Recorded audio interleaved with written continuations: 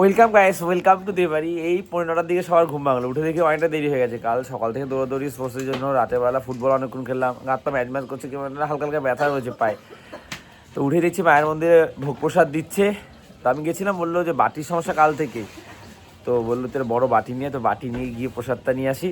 আর আজকে থেকে আমাদের ফল সিলিংয়ের কাজ শুরু হচ্ছে, এটা হচ্ছে খুব আনন্দের খবর। বললো 10টা 11টা আসবে, দেখা যাক কখন আসে। সকাল এখানে প্রসাদ দিচ্ছে। এই যে একটা বাটিতে খিচুড়ি আর ভাজা দিয়েছে, আর একটা বাটিতেই বেশি করে তরকারি দিয়ে দিয়েছে। হাত মুখ দিয়ে ফ্রেশ হয়ে বাজারে যাচ্ছি আখের রস খেতে। শরীরের যত্ন নেওয়া আমি শুরু করেছি আবার। এত দৌড়ের পর খাওয়া দাওয়া তো আমি কমিয়ে দিয়েছিলাম, অনেকটা রোগা হয়ে গেছি। যেটা আমি চাই না আর কি, এতটা রোগা থাকতে। তো চেহারাটা একটু ভালো জায়গায় নিয়ে যেতে হবে আর কি। ঠান্ডার মধ্যে ঘুম থেকে উঠে এরকম খালি গায়ে থাকে, অকারণে ঠান্ডা লাগায়। চা খাচ্ছে, মাও এখানে চা খাচ্ছে, খবর চলছে। রানী তখন ঘুমিয়ে আছে, মানে উঠেছে শুয়ে আছে। আর আমি সকালবেলা ভাত আছে আর মাছ, এটাই ব্রেকফাস্ট আজকে।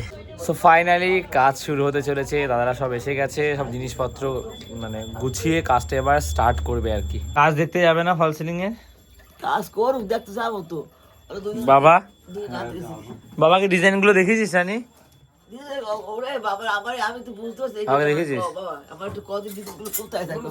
উপরে এই যে ছাদে, এই যে এখানে যেমন অ্যাডভেস্টার, এখানে এরকম থাকবে। তুমি যখন হবে তখন গিয়ে দেখে এসো, ঠিক আছে? ওইটার উপরে, হ্যাঁ ছাপা না, ওইটা করেই ওরকম করবো, তুমি দেখতে পারবে। তুমি দেখবে এখানে সবাই এখন এই মায়ের ভোগ প্রসাদ খেতে বসেছে। এটা তো কালকে রাজাদের বাড়ি থেকে এসেছিল, কালকে রাতে আর কেউ খায়নি, ভাত খেয়েছে। সকাল শীতকাল তো সকালেই বেশি ভালো লাগে খিচুড়ি খেতে। আর এটা তো মাতার মন্দির দিয়ে এনেছি, এখন সবাই এই খাবো। তোতনদাও এসছে, এখন ডিজাইনগুলো দেখাচ্ছি আর আলোচনা করছি। হ্যাঁ বলো। ডিজাইনটা তাহলে ফুটবে না, ওটাই আমি ভাবছিলাম। আর একটা ডিজাইন টাঙানো হয়নি প্রিন্ট আউট, কারণ আমি লাস্টে দিই। আর এখানে এই সব মালপত্র নিয়ে কাজ শুরু হয়েছে। আমার নিজের সামর্থ্য অনুযায়ী কাজটা করছি। আর তারপর আমার একটা মেয়ে আছে, আর এই যে এখন যে কাজ হচ্ছে,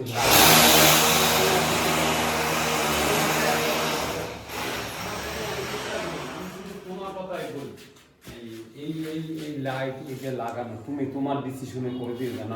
এবার আমি একটা কথা বলি, পয়সা নষ্ট হয় না জানো, আমি হাত জোর করে তোমার। এই ঘরটা দিয়ে প্রথমে কাজটা স্টার্ট হয়েছে। এই দেওয়ালে হয়েছে, এই চ্যানেলগুলো ফেলেছে এই দেওয়ালে, আর এই দেওয়ালে চলছে এবার কাজ। মাপঝোঁক করেই মোটামুটি, বেশি দূর এগোয়নি, সময় লাগছে মাপঝোঁকগুলো করতে। শোনো, লাইটটা লাগিয়ে রাখবো, লাইটের পয়েন্ট করে রাখবো, যদি টাকা সমস্যায় পড়ে। বলুন আমার কথাটা যেগুলো যতটুকু ভালো লাগবে সেইটুখানি পয়েন্টগুলো ফেলে রাখ। হ্যাঁ, দুটো একটা উপরে লাইট নিলে না তো একেবারে করলে কেমন লাগবে দেখতে বাজে লাগবে না। তোর ঘরের লাইটটা ক্লিয়ার করে, আমারটা বাকি। আর আর ওয়ালে লাইট না, ওয়ালে লাইট ওই প্রবন্ধের কথা বল, সব কাজ কর, ঠকবি না।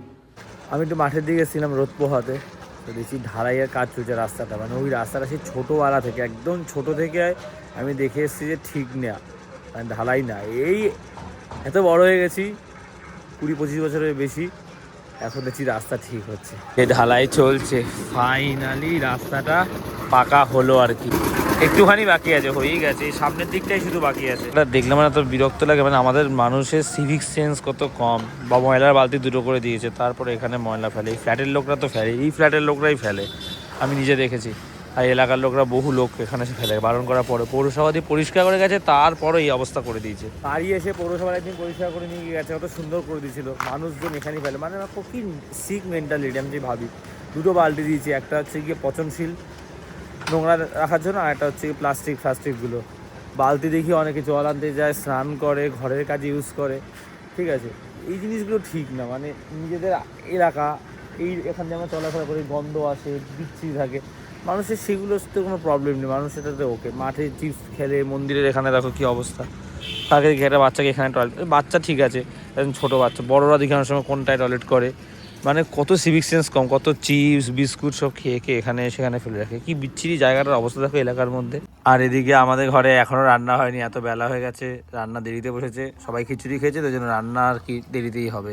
আমি মনে হয় না আর ভাত খাবো, কারণ খিচুড়ি খেয়েছি, পেট ভরে গেছে। সকালে টিফিনও করেছি, আর পরে খিচুড়ি খেয়েছি। এদিকে আমার যে রুম, সেটার উপরে যে স্ট্রাকচার, সেটা রেডি হয়েছে। এখনও কিছু কিছু কাজ বাকি আছে বললো। আজকে শুধু স্ট্রাকচারগুলো রেডি হবে, তারপরে কাল একদিন স্টপ থাকবে, তারপরে যে কারেন্টের যে তারগুলো আছে, লাইনগুলো ফেলবে, তারপরে আবার ফল সিলিংয়ের কাজ আর কি শুরু হবে। এখন বাবা মায়ের ঘরটা ওই উপরের স্ট্রাকচারটা রেডি হচ্ছে।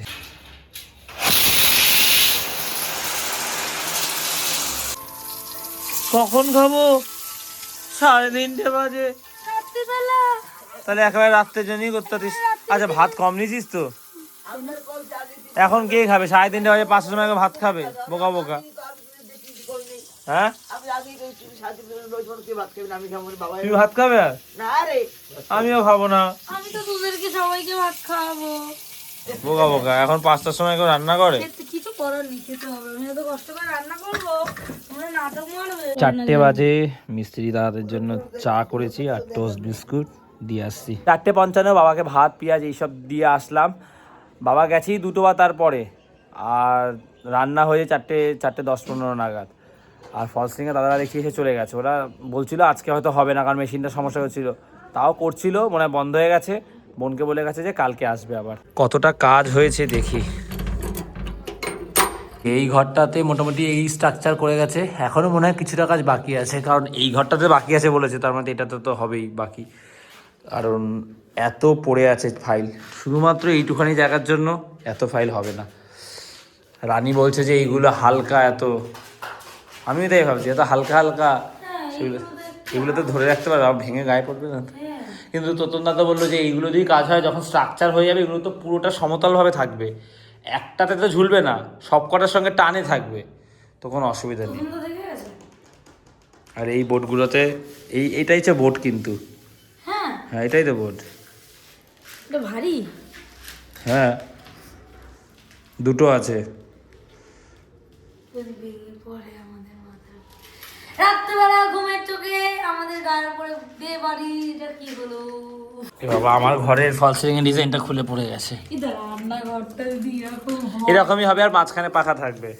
তাহলে রোজ রান্না করবো। এরকম এরকম কেন রান্নাঘরে এরকম না হলে কি রোজ রান্না করবি না? রোজ রান্না করবো না।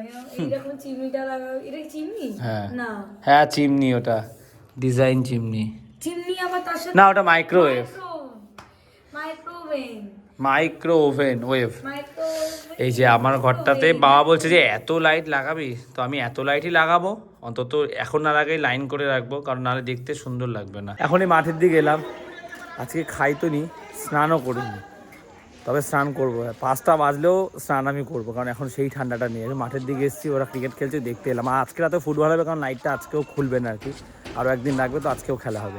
টেস্ট হচ্ছে ঘন্টু ব্যাটসম্যান।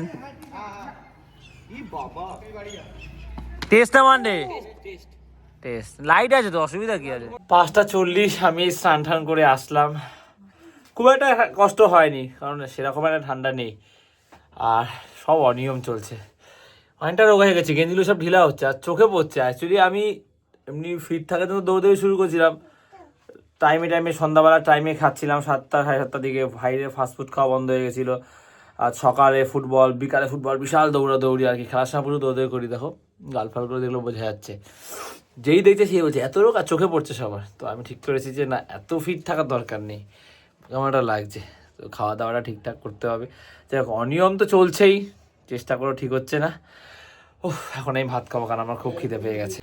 আজকে এই ডাল হয়েছে আর বেগুন ভাজা, একদম সিম্পল খাবার, এই দিয়ে ভাত খাচ্ছি। এখন বাজে 8:15, আমি টিউশন পড়ে উঠলাম। আমাকে যেতে হবে স্টেশনের দিকে, মাঠে খেলা হওয়ার কথা আছে। আমি মনে হয় যেতে পারবো, কারণ মায়ের তো প্রেশার ওষুধটা নেই, আর মায়ের শরীরটা ভালো না, বলছে শরীর ভালো লাগছে না, জ্বর এসছে, তো রিস্ক নিতে পারছি না। আগে ওষুধটা নিয়ে আসি, ওষুধ 2 পাতা করে মাঝে মাঝে আনি, কিন্তু মা আগে থেকে বলে না। যাই হোক, গিয়ে নিয়ে আসি, তারপরে যদি সময় থাকে এসে খেলবো। এখন এই মা হচ্ছে কি রাতের বেলা খাওয়ার মতন কিছু নেই, তরকারি ডাল আছে শুধু, ওই জন্য মা এই 5 মিনিটের একটা সবজি করছে। এই ফ্ল্যাটের সামনের দিকে গেটটা খুব সুন্দর করেছে, কি চমৎকার লাগছে। এই যে দেখো এদিকের পাঁচিলটাও। নবশিবাজার থেকে ওষুধটা নিলে হতো, আমি ভুলে স্টেশনে চলে এসেছি। এত ভুলো মন তো আমার। আমি একটা জিনিস ভাবছিলাম, ভাবতে স্টেশনে দিয়ে চলে এসেছি, ওর মানে আছে। স্টেশনে ওইবার আর যেতে হবে না, এখান থেকে নিয়ে নিই ওষুধটা। মায়ের জন্য ওষুধ আর একটা স্যানিটাইজার নিলাম, যখন ঘুরতে যাব এটা খুব কাজে লাগে। বাবা ফোন করে বললো একটু দোকানে আয়, বেসন লাগবে। ভালোই হয়েছে স্টেশনের দিকে এসেছি, সেই আমাকে আসতেই হতো। কি করছো? সিঙ্গারা বানাবে এখন? সিঙ্গারা সন্ধ্যায় বানাওনি? তোমার তো এই টাইমে সিঙ্গারা থাকে না, শুধু পেঁয়াজি আছে। এখন তো মাল কম বানাচ্ছে সেখানে সমস্যার জন্য। সাইকেল নিয়ে এই মেলার দিকে চলে এসেছি। আমি এসেছি মেন এই জিলাপি দিতে। জিলাপি 100 কত করে? যারা ব্লগ দেখেছো তারা জানো খাদ্য মেলায় যখন গেছিলাম মা বলেছিল আমার জন্য জিলেপি আনি, তো খাদ্য মেলা তো জিলেপি দেখিনি। তো এদিকে যখন এসছি ভাবলাম যে মেলা বসেছে মায়ের জন্য জিলেপি নিয়ে যায়। যখনই আসি এই মেলাটা দেখে এরকম ফাঁকা থাকে, খুব একটা লোকজনের দেখা পাওয়া যায় না। আমাদের চা খাওয়ার যে কাপগুলো দুটো দেখলাম ডান্ডি ভেঙে গেছে, ভাঙা কাপে চা খাওয়া ভালো না, ঠিক না। দেখি দুটো কাপ পছন্দ হলে নিয়ে যাবো।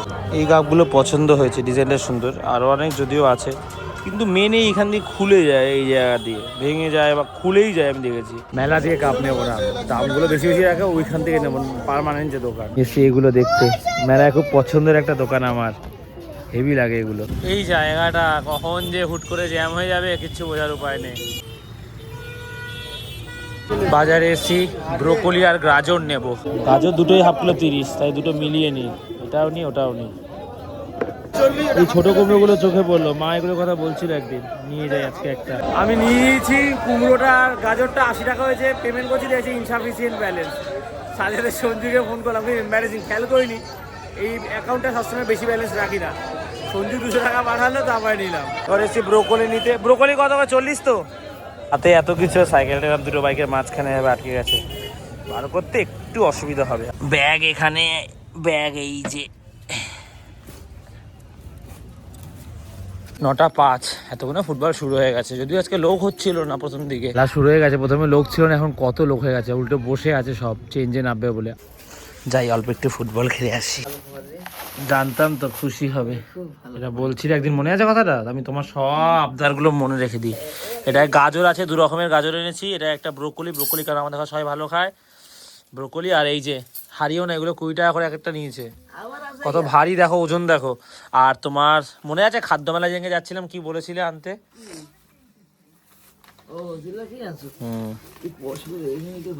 ঠিক আছে, আমি যদি তোমার পিছনে পয়সা খরচ, যদি আমার যদি এটাকে যদি বলে যে আমার নষ্ট হচ্ছে, তাহলে ভগবান যেন সব ছেলেকে এই সৌভাগ্যতা নষ্ট করার, আর আমাকে আশীর্বাদ করে যেন আরো বেশি টাকা ইনকাম করতে পারি। এই খেলে আসলাম, 10:30 বেজে গেছে। আজকে দিতে শুরু হয়েছে তো, 2-2 ড্র হয়েছে। আজকে বেশি স্ট্রেস দিইনি শরীরে, দেখে মনে হচ্ছে না যে আমি খেলেছি। এখন হচ্ছে কি রাধে বাড়ি যাবো আজকে, এখন হচ্ছে কি মায়ের নিরঞ্জন হবে, তো আমরা নিয়ে যাবো সবাই মিলে। ড্রেসটা চেঞ্জ করে চলো যাই। আমরা প্রথমে 4 জন মিলে ধরেছিলাম, কিন্তু হালকা না শুভ, 2জনই এনাফ। আমরা সবাই মিলে 7টা ঘোরাচ্ছি, আমার ভিডিও হয়নি, এই নিরঞ্জন হয়ে গেছে। এখন কাজু বরফি খাচ্ছি, এটাই কালকে আমরা প্রসাদ হিসাবে দিয়েছিলাম। এখন দীপকের দোকানে যাবো ডিম আনতে। বসে গেছি, এই মা যেটা সবজি করেছিল এটা সব মিশিয়ে 5 রকম, ডিম ভাজা, আর এই সকালের ডাল আছে, এই দিয়েই খাবো। সো গাইস, ব্লগটা এখানে শেষ করছি। কাল রাতে ব্লগটা শেষ করা হয়নি, আগের দিন রাতেও হয়নি, মানে আমি টায়ার্ড ছিলাম, একটু ফোন এডিট করছিলাম, ব্লগ করতে তো ঘুমিয়ে পড়েছি। কালও সেম হয়েছে, তার জন্য সরি চেয়ে নিচ্ছি। আর ব্লগটা আজকে শেষ করছি ভালোভাবে। আর ফল সিলিং রান্নাঘরে করলে কি কোনো সমস্যা? একজন লাইভ হচ্ছে রান্নাঘরে কেন ফল সিলিং করছো? রান্নাঘরে না করলে কি টিন দেখা যাবে, গরম লাগবে, অসুবিধা হবে, ওখানে বসে খাওয়া দাওয়া করবো আমরা, তো ওটা কমেন্টে জানিও। আর কিউএনএ ভিডিওর জন্য আমি পোস্ট করেছি, বাবা মাকে কিউএনএ ভিডিওর জন্য কোয়েশ্চেন করো, তোমাদের কি জানা আছে বাবা মায়ের কাছে, ইউনিক কিছু করো, যেগুলো একই ধরনের কোয়েশ্চেন করো না, তাহলে সেম কোয়েশ্চেন হয়ে যাবে।